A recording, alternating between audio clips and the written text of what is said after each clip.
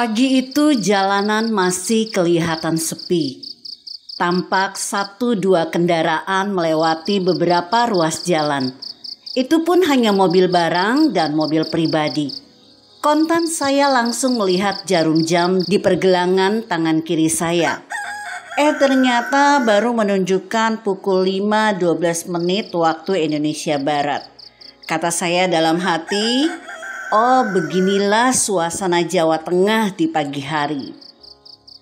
Kemudian kaki saya terus melangkah menyusuri jalan raya yang begitu lebar dan hanya dipisahkan oleh road barrier beton atau pembatas jalan beton. Suasana pagi nan indah yang dibarengi suara angin sepoi-sepoi sambil meniup pepohonan di pinggir jalan membuat badan saya terasa segar.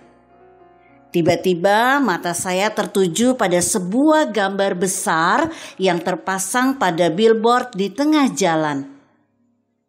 Oh, ternyata itu gambar Mbak Puan, panggilan akrab Puan Maharani, sang ketua DPR RI itu. Dahi saya sedikit berkerut sambil bertanya-tanya dalam hati. Kenapa Mbak Puan pasang baliho di Jawa Tengah? Bukankah ini daerahnya Pak Ganjar Pranowo? Maksudnya apa sih? Pikiran saya semakin liar. Sebenarnya apa sih yang terjadi di tubuh PDI Perjuangan sehingga Pak Ganjar seakan disingkirkan?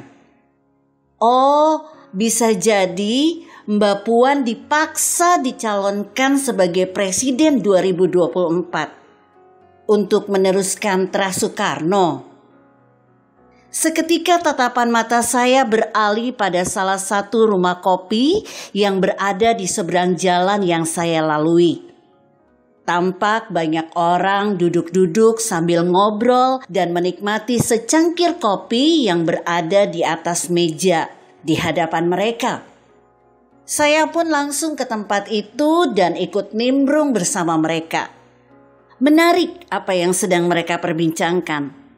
Ternyata yang sedang mereka obrolkan adalah tentang Pilpres 2024. Hal yang paling pokok diperbincangkan mereka adalah soal baliho Mbak Puan yang terpasang di berbagai sudut jalan di Jawa Tengah. Muncul berbagai macam pendapat pada saat itu. Ada yang menanggapinya biasa-biasa saja. Artinya hal seperti itu tidak jadi masalah dalam politik. Ada pula yang berpendapat bahwa dalam berpolitik perlu etika moral agar tidak tabrak sana, tabrak sini. Namun yang membuat saya kaget, tiba-tiba salah seorang nyeletuk dengan suara sedikit keras. Biarpun gambar Mbak Puan ditempelkan di muka saya tidak akan pilih dia. Kami tetap Pak Ganjar, apapun partainya. Titik. Tentu celetukan itu mengundang tawa dari para pengunjung warung kopi. Mereka ingin mengatakan setuju dengan ucapan lelaki itu. Bahkan ada seseorang yang langsung berdiri dan ngeces. Bertanda dia setuju. Berselang beberapa menit kemudian, sebuah mobil Kijang Innova berwarna hitam berplat nomor polisi H1 berhenti di depan warung kopi. Semua mata memandang ke arah mobil itu dan mereka langsung berdiri. Ternyata yang datang Gubernur Jawa Tengah, Ganjar Pranowo. Dengan gaya khasnya, Ganjar mulai menyapa pengunjung warung kopi itu satu persatu.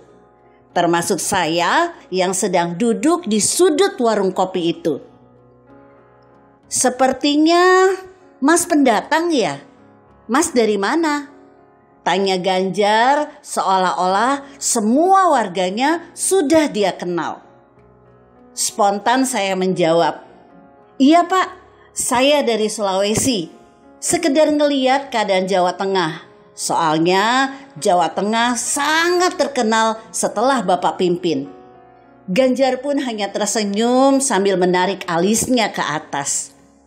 Yang membuat saya kaget, Ganjar justru lebih memilih duduk di samping saya. Lalu ia memesan secangkir kopi. "Sedikit aja gulanya, Mas," pinta Ganjar kepada peracik kopi. Lantas Ganjar mulai membuka dialog dengan masyarakat di tempat itu. Semua diam sambil menyimak ucapan-ucapan Ganjar. Mereka seakan terhipnotis dengan gaya bertutur Ganjar yang penuh akrab. Kurang lebih setengah jam Ganjar berada di warung kopi tersebut. Kemudian ia langsung pamit.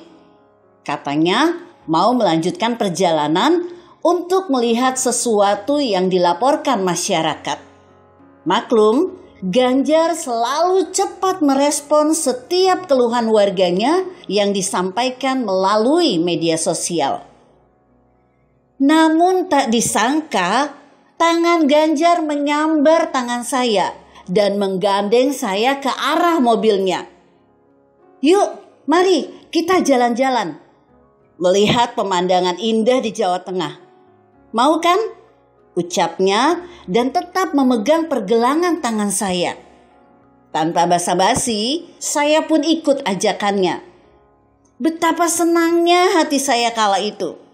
Saya duduk di belakang sopir, berdampingan dengan tempat duduk Ganjar Pranowo. Di dalam mobil itulah kesempatan saya bertanya macam-macam kepada Ganjar. Saya tidak ingin melukiskan secara utuh apa yang menjadi bahan obrolan kami. Pada intinya, hasil obrolan saya tentang kesiapan Ganjar Pranowo menjadi calon presiden 2024 mendatang. "Pak, sepertinya Bapak sulit jadi calon presiden 2024. Pasalnya, saat ini Mbak Puan kemungkinan besar akan dicalonkan oleh PDI Perjuangan. Dan saya dengar Mbak Puan hanya disiapkan sebagai calon wakil presiden. Katanya siapapun calon presidennya, Mbak Puan wakilnya. Kayak iklan teh botol sosro gitu loh, Pak," ucap saya sambil tertawa. Ganjar pun tersenyum tipis sambil menarik napas. "Mas, jabatan itu anugerah Tuhan. Tak perlu kita kejar. Saat ini saya lagi fokus ngurus Jawa Tengah yang dipercayakan rakyat kepada saya selama 5 tahun. Dan saya sudah masuk periode kedua sebagai gubernur. Jadi urusan presiden, urusan nanti," katanya. "Tapi Bapak mau kan?" desak saya lagi. "Begini Mas, seperti saya bilang tadi, jabatan itu urusan Tuhan. Siapapun yang menghalangi, jika Allah berkehendak, manusia tidak punya daya dan upaya membendungnya. Sebab hanya Allah yang bisa membolak-balikan hati manusia. Nah, keputusan terakhir berada di tangan Ibu Mega. Itu amanat Kongres," jelasnya. Lantaran penasaran dengan jawaban Ganjar, saya lanjut bertanya, "Bapak kecewa tidak jika hanya Mbak Puan yang diusung PDI Perjuangan pada Pilpres nanti? Atau Bapak akan naik kendaraan lain?" Ketika Ganjar mulai serius mengurai jawabannya, tiba-tiba mobil yang kami tumpangi jatuh di lubang jalan. Kepala saya pun terbentur keras pada kaca pintu. Sakitnya bukan main. Akhirnya saya kaget dan terbangun dari tidur. Waduh, saya kira ini kejadian beneran. Jantung saya sampai berdebar. Astagfirullah. Kisah ini ditulis Adar, pimpinan Karisma 90. Jika Anda berpendapat lain, berikan komentar Anda di kolom komentar. Saya Emma, Karisma 90.